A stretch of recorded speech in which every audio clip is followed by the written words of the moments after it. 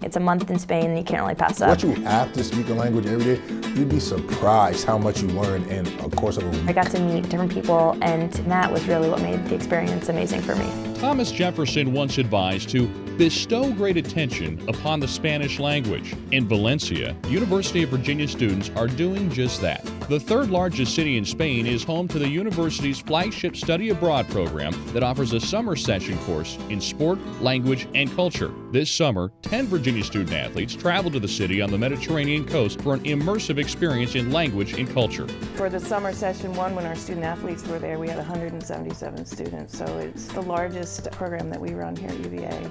By letting them know they had this option through which they could use their athletic scholarships, earn direct credit, work on their Spanish language, but also have a course that's focusing on sport and the history of sport and a culture they may not be familiar with, we thought would be appealing to our students.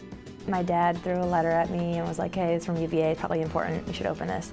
I didn't ever think about studying abroad as an opportunity prior to getting that letter. I didn't think it was possible for student athletes, period. And so for it to be doable for student athletes, and they were giving us this program, and it was all the information was compiled right there for me, I was like, perfect, let's go. I'm very about expanding my knowledge base. You know, I don't only think that where I'm at is how things go. But I put that on the application, and you know, I think they saw that, and they saw like that I really wanted to get back out as a world traveler, an opportunity that you don't really have that much of as a college, you know, student athlete. So I think that's ultimately what got my foot in the door. Just over a week after the conclusion to the spring semester, Amy, Sadiq, and the rest of their UVA and Valencia classmates traveled to begin studies abroad.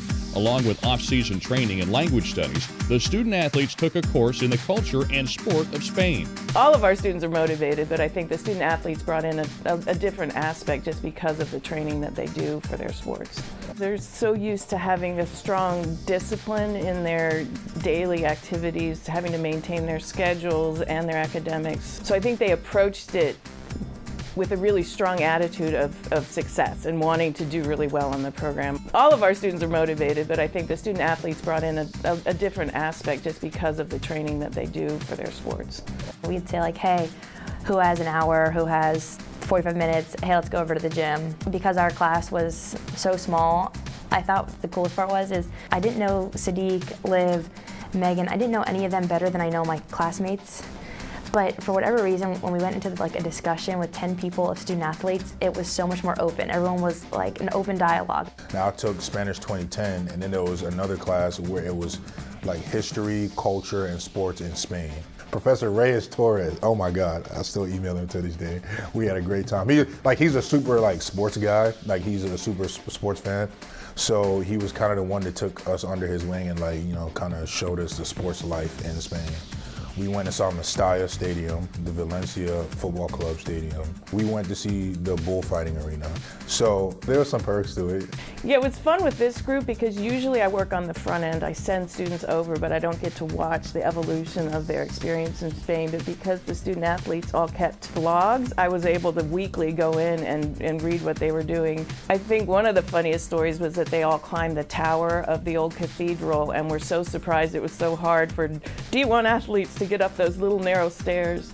They also talked about going to Barcelona and having a great time, but being frustrated because they were always responded to in English, whereas in Valencia, everyone speaks Spanish all the time, so they had more exposure to the Spanish language in Valencia. We went to a flamenco show with our teacher. It was just amazing watching the way they're moving and the things they're doing, and it's just nothing I've ever seen in my life. We left the place dancing, walking on the streets in Spain, and it sounds so cliche and so funny, and looking back at it, I'm like, we were, such dweebs doing it. But it was so much fun. It was a really good experience. Some people, they go to houses where their parents speak, some English, and they can help them out. I did not have that luxury. My host mom, I love her. Maribel Benito is her name. She speaks no English whatsoever. When I got there, my Spanish was pretty bad, but in the 6 weeks I was there, it got substantially better. Tengo mucho hambre, which means I'm very hungry. Because the Spanish, they don't eat a lot. So I had to have a bunch of meals throughout the day. So I'd often be telling my host mom, tengo mucho hambre, I'm really hungry, can I get some food? His like host mom would make him like 3 lunches. And my host mom was amazing. We'd come home, she'd make us food whenever we want, but nothing like Sadiq's.